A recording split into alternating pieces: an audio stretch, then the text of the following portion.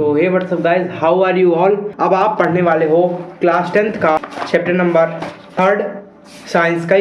तो चलिए शुरू करते हैं। तो elements can be classified as metals and non metals. Elements क्या होते हैं? तत्व होते हैं, और तत्वों को बांटा जा सकता है दो हिस्सों में, धातु और अधातु, मेटल्स एंड नॉन मेटल्स के रूप में। Metals are lustre, malleable, ductile and are good conductor of heat and electricity. They are solids and at room temperature except mercury which is liquid.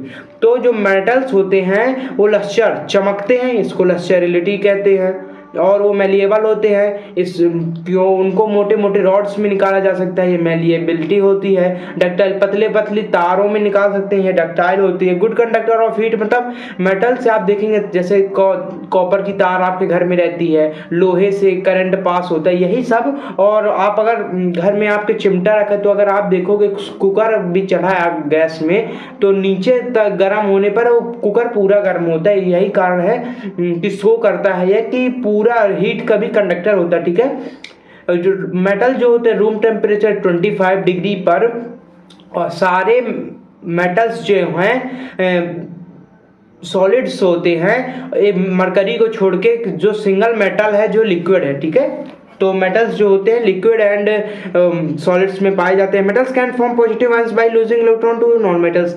Metals जो होते हैं पॉजिटिव आयन फॉर्म करते हैं क्योंकि वो इलेक्ट्रॉन को लूज करते हैं, और किसको लूज करने के बाद उससे रिएक्ट कौन करता है? नॉन मेटल्स करते हैं, नॉन मेटल को देते हैं। ठीक है, और उसके बाद metals combine with oxygen to form basic oxides.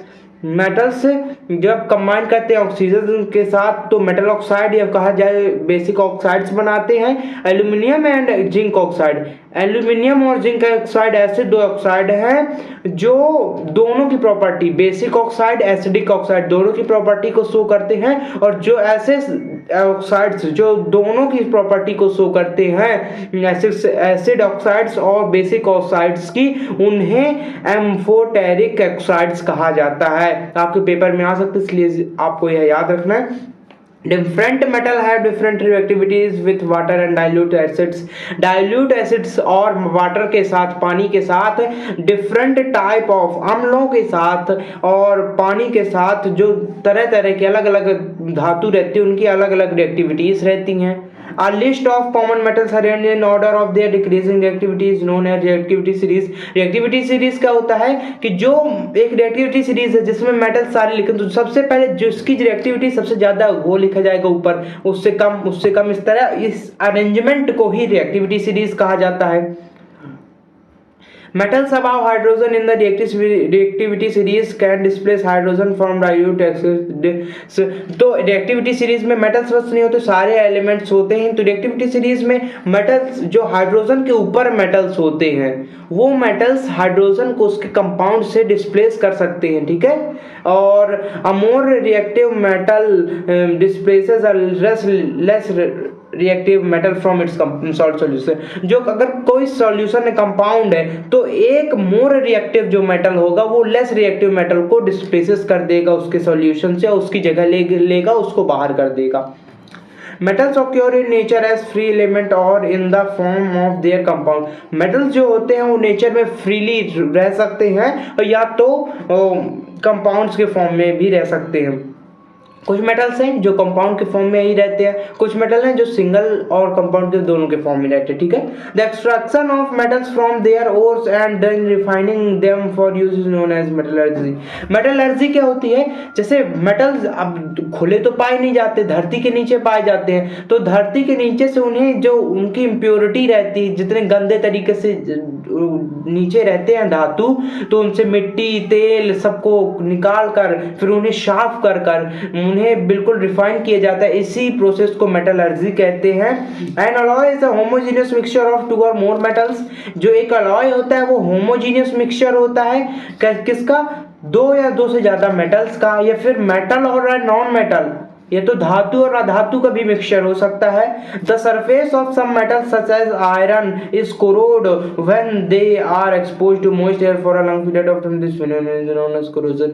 तो जो मेटल्स होते हैं, कोरोजन क्या होता है? जब मेटल्स खुले में पड़े रहते हैं बहुत समय तक, पानी में, मॉइस्ट में, सीलन में, गर्म, तो वो उसके ऑक्सीजन के साथ रिएक्ट कर लेते हैं, खुले में पड़े रहते हैं, और यही प्रोसेस को कहते हैं, उनके में जंग लग जाती है, जंग लगने को ही कोरोजन कहते हैं। Non metals of properties opposite to that of metals, non metals की प्रॉपर्टी मेटल से अपोजिट है। They are neither malleable malleable ductile, bad conductor होते हैं हीट और इलेक्ट्रिसिटी के, मेलिएबल डक्टाइल होते ही नहीं है। और एक्सेप्ट फॉर ग्रेफाइट, ग्रेफाइट को छोड़ के वह एकमात्र ऐसा नॉन मेटल है, धातु है, जो इलेक्ट्रिसिटी पास आउट करता है। ठीक है।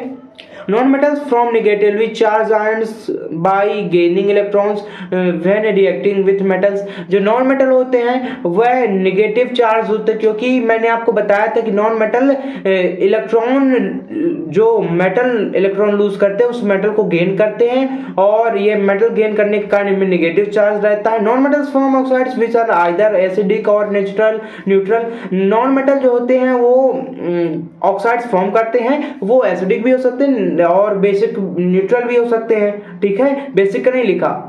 नॉन मेटल्स जो ऑक्साइड करेंगे ये तो एसिडिक होंगे या तो न्यूट्रल होंगे। Non metals do not displace hydrogen from dilute acid, they react with hydrogen to form hydroxide. तो नॉन मेटल्स हाइड्रोजन को रिप्लेस नहीं कर पाते, डिस्प्लेस नहीं कर पाते उसके डाइल्यूट एसिड से। इसका मतलब नॉन मेटल्स की रिएक्टिविटी हाइड्रोजन से कम होती है, और दे रिएक्ट विद, और वो हाइड्रोजन के साथ रिएक्ट करके हाइड्राइडेज बना लेते हैं। ठीक है। तो अगर आपको यह टॉपिक अच्छा लगा और आप ब्रीफ में इसको पढ़ना चाहते हो, मेरे से ही पढ़ना चाहते हो, तो कमेंट करो और चैनल को भी सब्सक्राइब करो।